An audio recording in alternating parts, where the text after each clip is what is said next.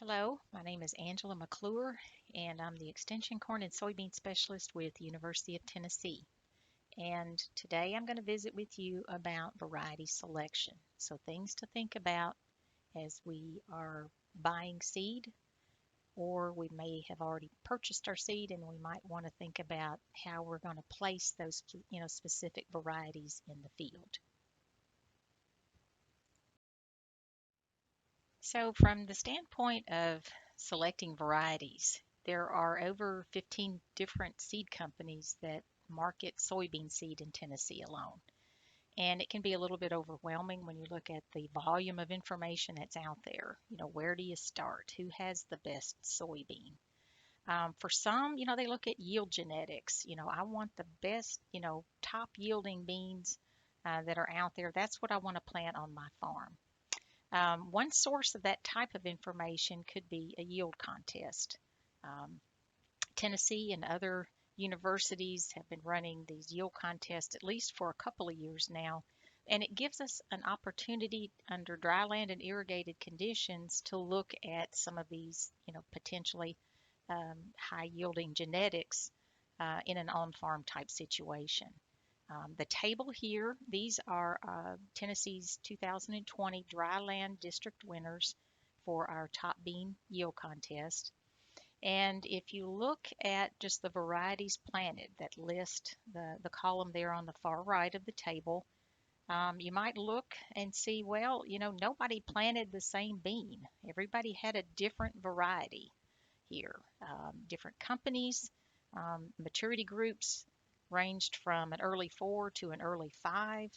Well, so what's the answer here? Well, I think the short answer is it's if you wanted to use a variety out of a contest list, it's the variety that has the best fit to your field. And I think one of the things that contest winners do a really good job of is evaluating their fields, kind of figuring out what some of the limitations are, and getting good yielding genetics that have a good fit to that particular field. And so by doing that, they're able to get these really high, in this case, dryland yields, very impressive dryland yields. But again, it's not just one variety. It's a combination of things, I think, to make something like this happen.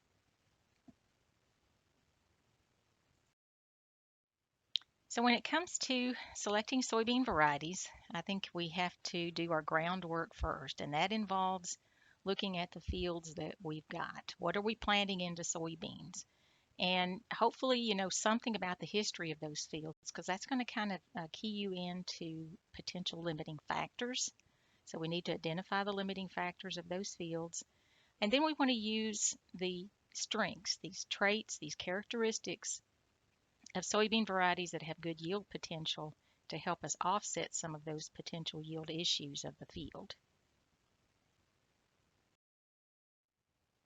So I think most producers would acknowledge that there are very few what I would call perfect fields out there.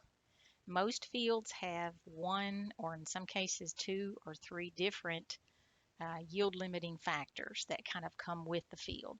Some of are things that we can control or maybe manage with time, and some are not. I've listed some things in the left-hand column of the table: soil texture, cropping history, no tillage, drainage issues or flooding would go in that as well, and fertility. And so the idea is that these are some areas that might cause potential yield problems. Um, Across the top of the table as you go from left to right. So nematode problems might be expected in certain types of field situations, more plant diseases, standability issues with your varieties, and an increase in things like herbicide resistant weeds, where we've got to look at our herbicide trait technologies a little bit harder. So poor drainage, for example, this is one of those things that unless we are willing to invest in tiling, we can't control drainage. We can't necessarily control flooding. But we can anticipate the problems that it brings. It can potentially bring more seedling diseases. It can potentially increase the opportunity for something like Phytophthora to set in, which can cause plant issues later in the season as well. And in some cases, strong or heavy wet ground causes issues with things like standability. So we want to pay attention to the standability of our variety. So the idea is that, hopefully some history of the field, so you can identify some of these yield limitations, and then kind of acknowledge, what you know particular problems those limitations might create, and then pick a variety that helps offset some of those things. We're not going to make the field perfect. We're never going to be able to correct poor drainage with the right variety, but we can manage the yield effect of poor drainage, by selecting the right variety. And so that's kind of how all of that works, with respect to variety selection and the field. So for variety selection, it's more than just focusing on things like yield. I think there are some key areas to pay close attention to, and there are some others that you might want to consider in special situations. But I'm going to spend most of my time talking about some of these, what I consider these key focus areas. Um, Maturity group, herbicide trait package, yield genetics, disease and pest resistance, and standability. I think these are probably the ones that have the most impact, as far as yield protection.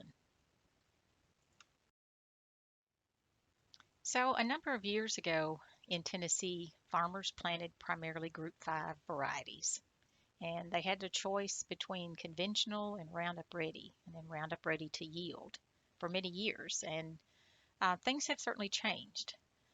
We have as many as 4 different maturity groups that are planted in the state. And with the increase in resistant weed populations and weed shifts, I think the importance of herbicide trait package has been pushed close to the top of the list. So, in my opinion, we look at these two things first, and then we start looking at things like good yield genetics. So in this table, you can see the different herbicide trait package options for soybean. And these do not include sulfonylurea tolerant options that you might find within each of these package options. So, we've got 7 different trait packages depending on weed issues in the field.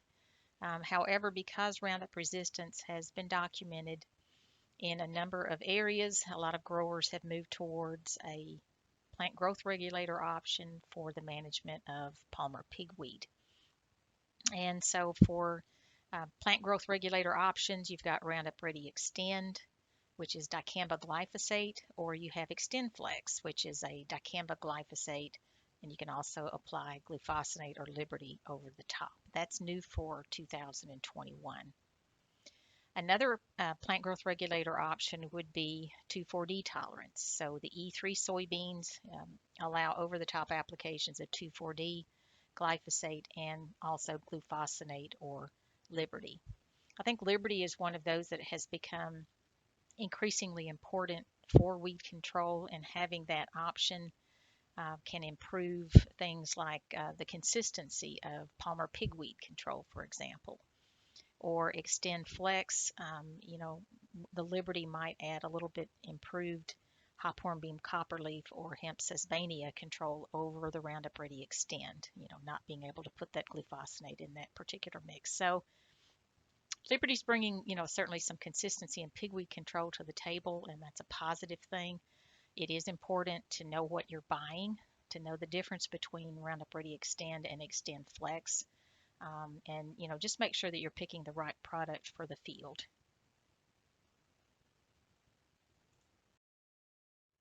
So we don't suggest that anyone plant the same variety on every acre unless you've got just a few acres and one planting date. You're not going to have to think about this a whole lot. But I think it's important to consider planting multiple maturity groups. If you plant in April, if you plant some beans as double crop, if you plant in May, it is important to know that there are some differences there. The pie chart in this slide is based on the percentage share of acres, and this is, I think, from 2019 data. but it just kind of shows the fit of the different maturity group options that Tennessee producers have access to. And you can see that, a group 4 is very important. It's a big piece of the pie. Group 5s are also important, as well as group 3s. We've got a small percentage of acres planted to group 2s, and these are primarily a niche type market.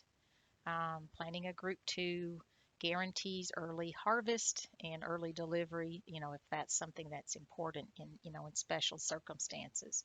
But the majority of acres are planted to 3s, 4s, and group 5s. And the idea behind using multiple maturity groups is that we want to spread our risk due to weather events, depending on when we plant. So they allow us to do better or capture yield a little bit better depending on our planting date. The other reason to consider not just planting 4s on every acre, I think, is that we are able to access new and different soybean genetics. If you stick with, one company, one maturity group, or maybe a couple of companies but the same maturity group, I think you're limiting yourself a little bit on some of the genetics or some of the possibilities that you could get from that variety. Better yield genetics, different nematode tolerances, disease packages, standability, all of these things that can be brought in by working with new and different genetics. And one way to do that is to look at multiple maturity groups. The last reason to consider planting, multiple maturity groups is to control harvest date. And I'll talk about that in just a little bit. But for some, it's important to be able to schedule harvest a little bit closer, and we can do that with maturity group selection. For the last 4 years, from 2017, finished up this last year, I've been involved in a large planting date maturity group project at Milan, sponsored by our state soybean checkoff. And this is a dryland study, and the interest was looking at commonly planted maturity groups and how they responded to delay in planting. So we were interested in that. And we were also interested in looking at some key times to plant soybeans and just trying to evaluate which maturity groups might be better choices for those particular planting windows. So one of the things that we found in this work is that the group 2s, 3s, and 4 varieties all followed what's called a quadratic response to planting date. In other words, it's a curvilinear type response. The shape of the curve differs a little bit whether you're talking about a group 2, a 3, or a 4.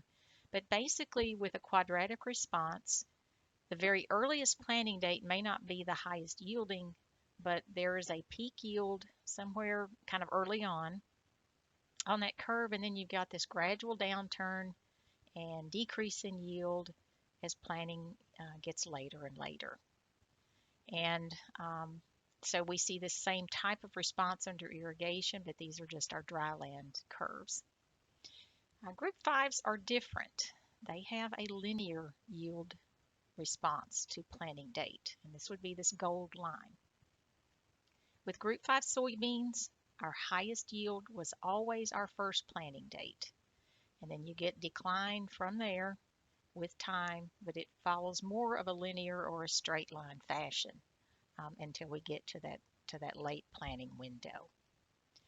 So, one of the things that we're interested in is, okay, if I'm planting in April, May, or June, what's the best maturity group for me?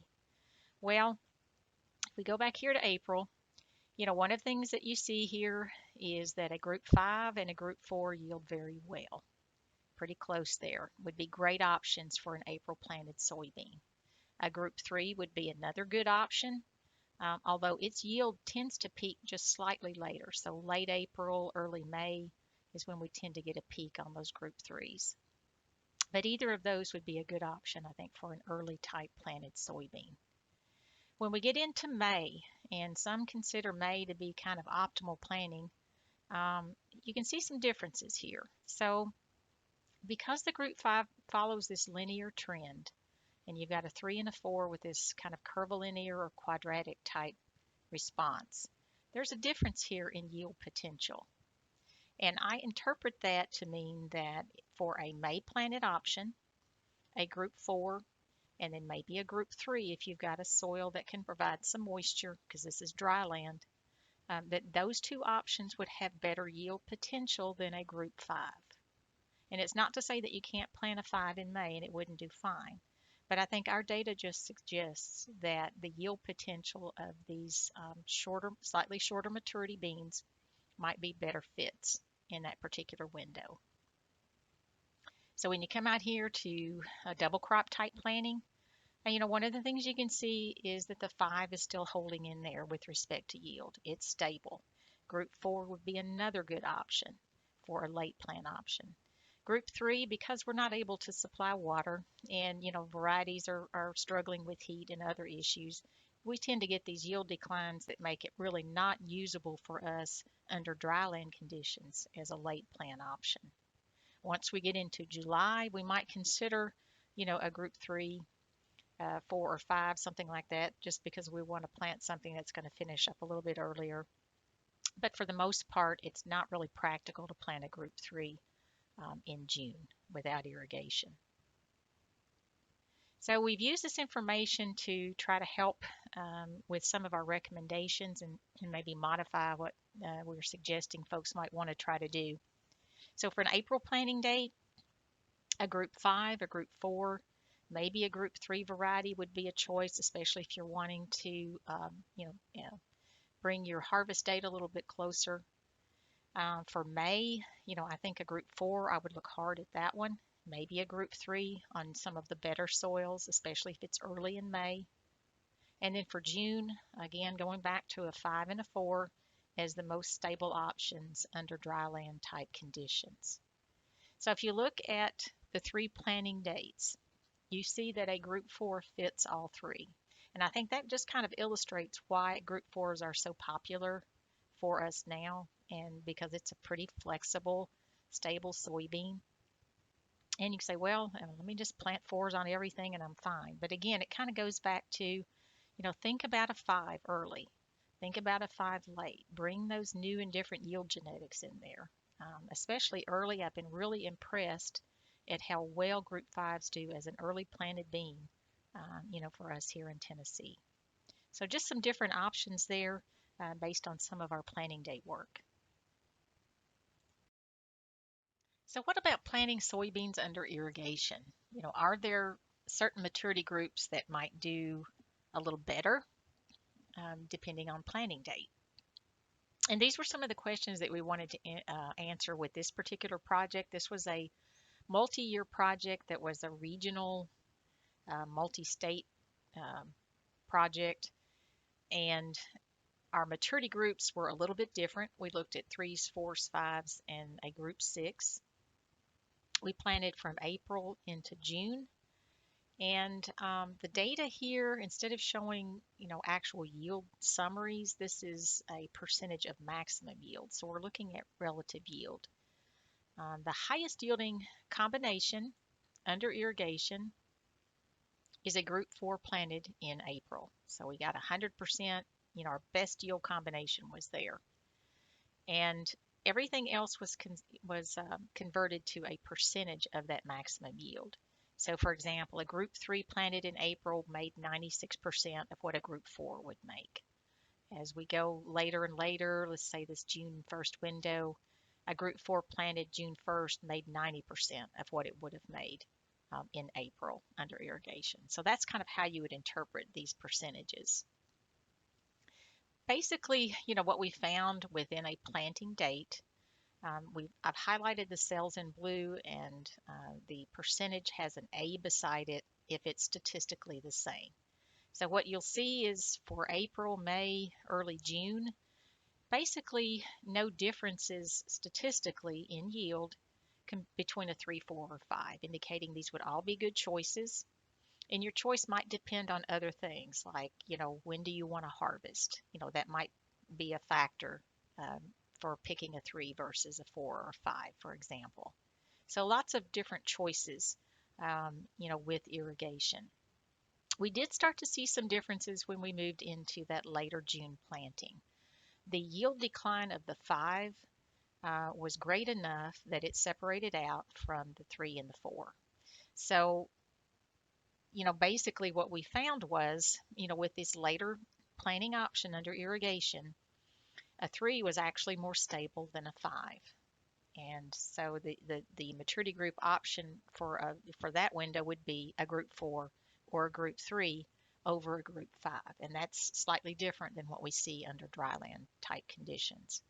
But basically under irrigation, there's a wide window. You got lots of choices. Base your choice on yield genetics, base your choice on when you want to harvest to try to pick the best maturity group.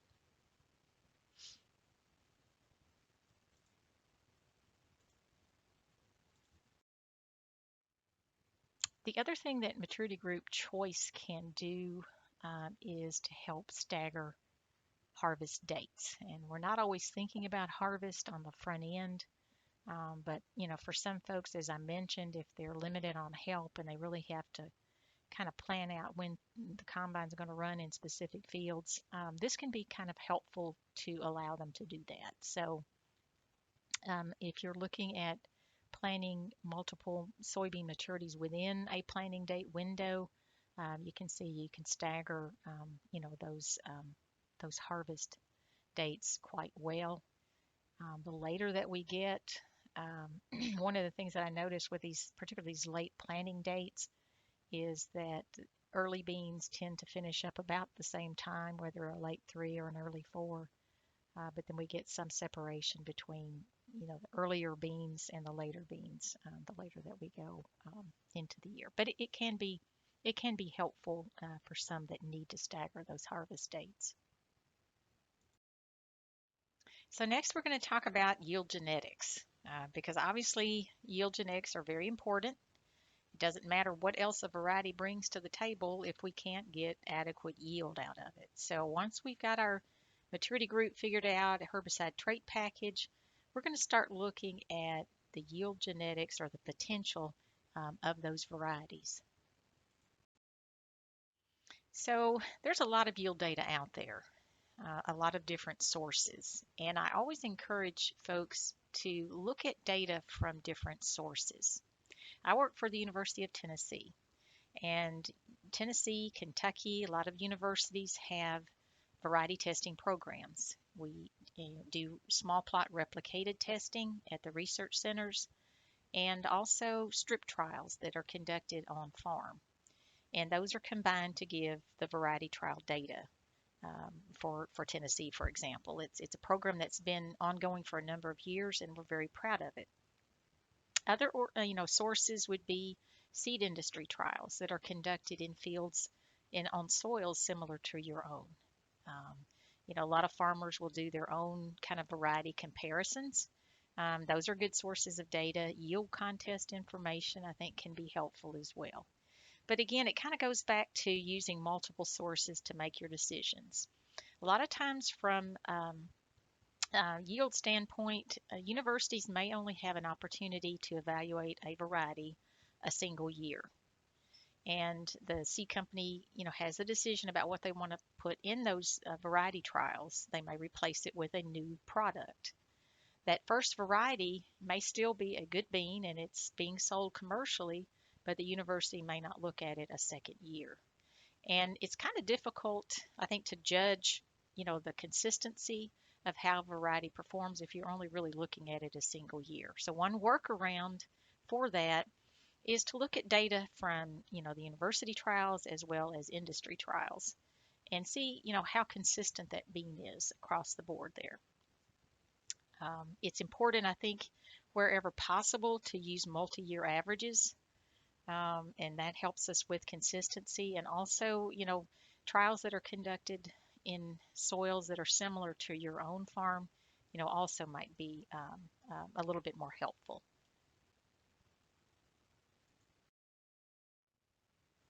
Search.utcrops.com is kind of a one-stop shop for University of Tennessee variety testing data. This is something that we went to a couple of years ago, just as a way for folks to find data a little bit easier by going to one place for trials. So we've got the OVT or small plot soybean data there, as well as the on-farm CST data for soybean and other crops. Another aspect of soybean variety information that we've added is also called a quick search or the searchable database for soybean information. And this is, if you are wanting to narrow the focus of your search, if you're interested in a specific company or a specific variety, this can help you target that information a little bit quicker compared to looking through data tables. This is something that we added also just a couple of years ago. So in the OVT and CST trials, we try to evaluate the same varieties in both, where possible. The OVT trial um, organizes varieties by maturity group, and that means that all herbicide traits are compared kind of side by side. And that might be helpful data if you are still trying to decide where you want to be on herbicide trait. You can compare an E3 soybean to a Roundup Ready Extend soybean variety and just get some idea under the same conditions, kind of how they compare. So that might be helpful. The CST trials, these are placed on farm. And in order to help producers manage them, these trials, the varieties in these trials are grouped by maturity group and herbicide trait. So if you've already kind of narrowed your focus down a little bit on maturity group and herbicide trait package, the CST trials would give you the opportunity to evaluate similar products in the same type of field setting. Both trials identify what's called the A group varieties. We run statistics, and basically any variety that has an A letter beside it in the mean separation column is statistically the same as another variety with that's in that A group. A group varieties are considered the top of that group of varieties that were tested. The other thing that we're also looking to include is more information about the consistency of a variety. And again, sometimes because we might only look at a variety a single year, taking some of the information that we have and providing a little bit more information about the stability of it, I think is important. This particular table, these are the late group 4s. This is a county standardized testing late group 4 Roundup Ready soybean comparison. And the column there where it says percentage of location, so that is a consistency rating. And what that means is that the higher the number, it means the more times that variety yielded above average in all of the tests, for that particular year. So a variety that has 100% consistency rating means that every time it was planted, regardless of the location, it yielded above average for that test. So if you're looking at varieties that are in the A group and have a good consistency rating, we think that kind of indicates that that's a pretty stable variety. Might be a good choice. It seems to do well across different environments and growing conditions. To use the soybean searchable database option, again, this is where we're going to focus on data. We give you the option of inputting specific search filters, and some examples are in the brown box on the left there of the slide. You can put in your maturity group, the companies that you're interested in maybe buying seed from for the year, herbicide technology traits. You can choose OVT or CST data or both. You can go back and look at previous year's information. The other thing that we include is disease information. So Dr. Heather Kelly has evaluated varieties for diseases under local conditions, and you can get information about things like frog eye leaf spot and target spot. Other types of information that come with a search are lodging scores and also seed, protein, and oil that are collected as part of the OVT data that's entered into the database. So again, this is just a focused search for specific products that we have started to offer folks here in the last couple of years. So our next focus area is disease and pest resistance, very important when it comes to variety selection. So I think we're all pretty familiar with the plant disease triangle and the idea that all three things have to be in place in order for disease to occur in the field. And managing diseases, involves a number of things to work on different aspects of the triangle. But when we plant resistant varieties, we are working on the host part. So we're either minimizing the host or removing the host from that triangle and protecting yield. There are two sources of information for resistance of varieties to diseases: university data and seed industry data. In my opinion, we need both. University data, Dr. Heather Kelly in Tennessee has an active program where she is screening varieties for common diseases under Tennessee environments, and these might be forms of the pathogen that would be more likely to be found in Tennessee. So things like frog-eye leaf spot, target spot, stem canker, and SDS in years that they show up in her nurseries, and a number of other diseases as well. But not all are, not all, we're not generating data on all diseases every year. So we look at seed industry information for some of the other diseases that, we might have an interest in. So seed industry, for example, provides information about field tolerance to Phytophthora or lists the resistance genes, stem canker resistance, and sometimes it will include the genes that variety might have. Tolerance to things like frog-eye leaf spot, nematode resistance by race is indicated. Some companies are starting to provide a little information about tolerance to charcoal rot, and that's one that it's been around a while. Don't have a lot of information on that one. So the idea is that um, I think both sources of data are needed to kind of get the complete picture about the resistance package of a specific variety. There are some diseases that are more important when it comes to selecting for variety resistance. Each year, Heather Kelly monitors diseases and nematodes across the state, and at the end of the year, she will assign a percentage impact on state yield. So this is the top 10 list for 2020. And for 2020, soybean cyst nematode was estimated to reduce the state soybean yield by almost 2%. There are some diseases on this list that we can control with seed treatments fairly well, or there are some foliar fungicides, that give us pretty good consistent control. But if we take those off the list, we're left with this shorter list of things like soybean cyst nematode, charcoal rot, target spot, southern stem canker, pod and stem blight, and Phytophthora. So these are the diseases and nematode that we are going to have to look at other ways to manage. Cultural practices are going to help us out, but we're going to lean heavier on resistant varieties to help us reduce the amount of impact on yield, from these particular diseases.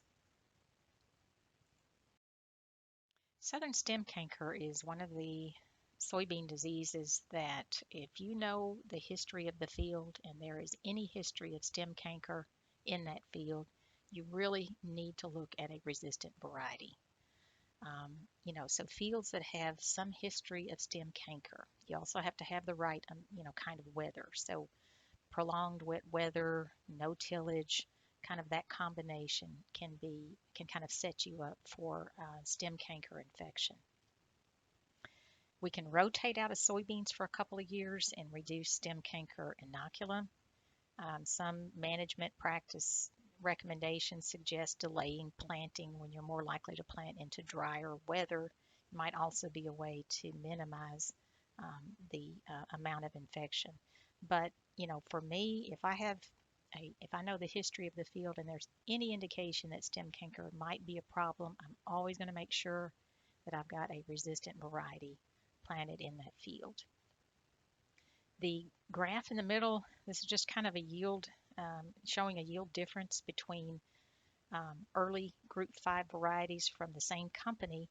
The brown bars, this was a susceptible variety. The green bars, this is yield with a stem canker resistant variety.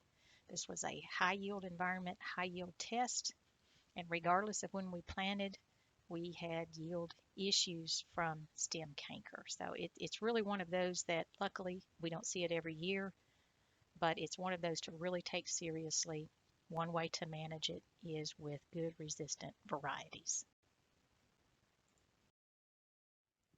The last focus area that I'm going to talk about is plant standability in soybeans. It's important to pick something that stands well for us. So when we look at variety information about height, I will say that soybean height is not necessarily standability. We want height on soybeans because if we are increasing the number of nodes on the main stem, we've just got more pods, there and just more places to put seeds. So there's the potential to increase yield by adding nodes to that main stem by planting, varieties that have the ability to get some height on them. But taller varieties that don't stand well, and this goes back to standability scores or lodging scores, they are the most likely to lodge. If soybeans start to sag and go down around R3 to R4, then I get a little bit concerned because that's when we tend to have the most impact on yield. We've got a canopy that's not open. It's hard to get fungicides and insecticides down, down through there and protect those plants. And it just causes a lot more problems with respect to yield. Lodging at the end of the year, um, when the beans are mostly mature, that can create some issues related to harvest, but it typically doesn't impact yield like lodging during the reproductive stages. Soybean height is achieved by two different ways.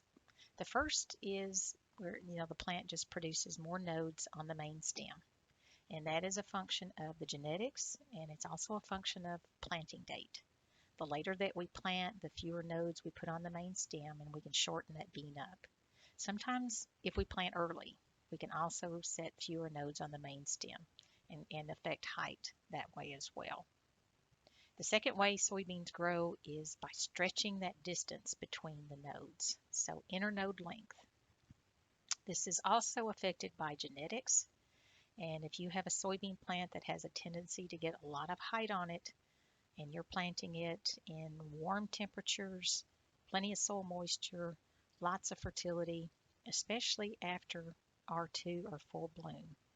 We can get a tremendous amount of vegetative growth by stretching, those internode distances. And we can get beans that are tall, leggy, lanky, and can fall over. The soybean plant on the right, this is an example of where we would plant a bushy or medium bushy canopy type variety. They tend to be shorter because that plant is going to put a good bit of energy into those side branches. So we're still, yields are still good. It's just kind of achieving it a little bit differently.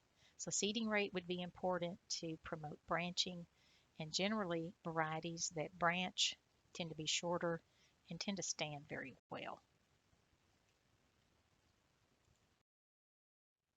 Lodging in soybeans is a combination of one part genetics and one part environment. How is that soybean grown or managed? So from the genetics aspect, we can look at standability or lodging scores, and we can choose medium tall varieties over tall varieties. We can choose medium bushy growth habit options. We can watch our seeding rate, and we can manage height, with variety selection. But again, standability scores is particularly important.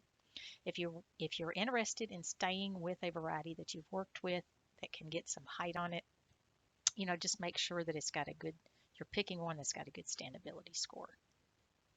Now we can manage height with how we grow the soybean, um, reducing the seeding rate. So the soybeans planted on narrow rows at lower populations. I've seen in some of our work 120, 125,000. Again, put a good seed treatment on there. But reducing the seeding rate increases the space between the plants. We have stronger stems and they tend to stand a little better for us. The other thing is not overwatering if we're growing soybeans under irrigation. So particularly after full bloom or R2. If we've, especially if we planted in May, warm weather, we're overdoing it on the water, we're going to get maximum growth out of that soybean. So it's important to use sensors, watch the water, don't overwater after full bloom. The other thing that we can do is with fertility. So we want adequate fertility, but in fields that have high fertility, they have the potential to give you the most vegetative growth. Fields that have nitrogen applications from poultry litter, for example, those might be fields that we would be really careful or very mindful of the standability score for what we're putting in there, in addition to managing maybe height with things like seeding rate. One of the things that I have observed in the planting date work that I've done over a number of years is how consistently we can manage soybean height depending on when we plant. If we plant in April, we can shorten that soybean up. Usually we're talking about more compressed internodes, especially towards the bottom of the plant. Sometimes we have fewer total nodes, but the nodes that are remaining will set more pods. So yields are still good. The later that we plant, we shorten that bean up because we've got shortened internodes and also fewer nodes. So it's kind of a combination there. If you have a tall soybean, probably the worst time to plant if you're wanting to manage height is in May, especially the first 2 weeks of May. Because we tend to have warm temperatures, um, um, plenty of moisture in the soil, we get maximum growth on those soybeans. And in, year out, in the planting date work that I've done, the tallest beans and the most problems that I have with lodging are with soybeans planted in May. So anytime we plant in May, especially the first 2-3 weeks of May, I'm really going to look at a medium tall variety. I'm going to look at standability scores, do some things to try to manage height on those particular beans. Another way that you can manage or impact lodging in soybeans is how they're managed in a cover crop situation. This doesn't necessarily have anything to do with the height of the bean, and sometimes standability scores may not help us a lot in this situation either. But what I have observed is that often with soybeans, we are planting into heavy cover crop. We're planting green. The problem that we have is trying to cut through that residue, do a good job placing the seed down in that furrow deep enough so that we can close it and get good, decent emergence and growth. Oftentimes in heavy covers, unless the planter is adjusted in order to help us out a little bit, we have beans that are really close to the surface that will root because there's moisture down there, but they don't root well. And so you've got a kind of a weak rooting system on a soybean plant, and it tends to fall over towards the end of the year. And this is one of those that standability doesn't, or scores may not really help us with. One of the things that we've seen is a fairly consistent, about a 3 bushel increase in yield if you can roll that cover down and plant in the direction of the roller, paying attention to things like pneumatic down pressure and other planter adjustments that help you get the seed deep enough, covered enough that it'll root and stand better. I'd like to try to wrap up, kind of some things that I've talked about in this presentation. And I thought I would look at planting date and how to think about some of the things that you might want to consider when you are selecting a variety or you're trying to place a variety into the field. I'm going to do this kind of by planting date or planting window. Regardless of whether you're planting in April, May, or June, or even July, we're always focusing on the best herbicide trait package that it will allow you to have a clean field, the best maturity group option for what you want to do, and the best yield genetics that you can find. And then we're going to put some of these other things into that variety to build something that will do well. So if we're planting in April, weather is very flexible. It can be cold, it can be warm, but the best maturity groups, in my opinion, for planting in April would be a group 5 and a group 4. A group 3 could also be another option. It might allow you to harvest that field a little bit earlier. If I were planting, if I had all 3 to plant, I would probably plant my 5s first, then my 4s, and then my 3s. And that being because maturity group 3 varieties peak yield tends to be that very late April, very early May kind of planting window. So if I were going to plant some of all 3 in April, I might look at that planting order. So if I'm planting in April and I know I'm behind corn, I think about SDS. So we need a decent SDS rating for that variety. If we're behind soybeans, I would look at a stem canker rating. If there's any history of canker in the field, or if it's a field that's new to you and you don't know a lot about it, but it's had a lot of soybeans on it, I'd probably look at a canker resistant variety. If I top through, it might be another one based on drainage and other problems in that field. So in April, because we can shorten soybeans up a little bit by planting them early, a taller variety can actually work. I would still go with one that has a good standability score. And from the standpoint of seed treatments, again, because we can have warm weather and cold weather in April, but it's always wet, a multi-active ingredient seed fungicide package and insecticide to kind of help round that variety out.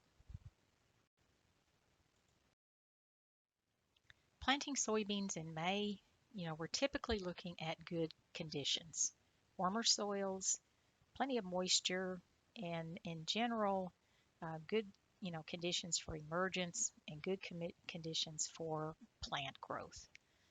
Maturity group selection for May planting, I would look at a 4. I think that's the most flexible option, whether you're talking about irrigated or dry land for a May planting. Might also look at a group 3. Does well under irrigation, and if you're going to plant it early, like early May, on fields that can provide some water, a group 3 would also be a good choice. I'm still going to be mindful of the rotation history and the disease history of the field and select resistance traits for diseases that are going to help me out. Because planting in May, we get the tallest or the most growth on our soybeans, I might not plant a tall bean, especially if it does not have a good standability score. There are some things that we can do to manage height, and I've talked about seeding rate, not overwatering, but pay attention to standability scores when we're picking varieties to plant in May. That'll kind of key us in to whether we're going to be happy with it or not, I think, at the end of the year. And then also with May, I'd still look at a good seed fungicide insecticide package on my seed to help protect those seedlings in the case that we do get some inclement weather.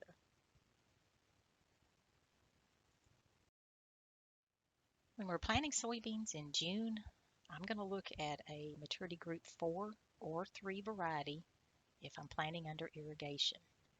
If it's a dryland field, I'm going to be looking at a maturity group 4 or a 5. When we move from June into July, so this ultra late planting, based on some of the work that we've done, I would start considering an earlier option. The goal, I think, is just to plant something that's going to finish up and hopefully yield fairly well before a freeze. So if I'm going to plant a 4, I'm going to look at an early 4. We've had better luck with those with respect to stable yields. A late group 3 might be another option if you're talking about a July planting, especially mid to late July.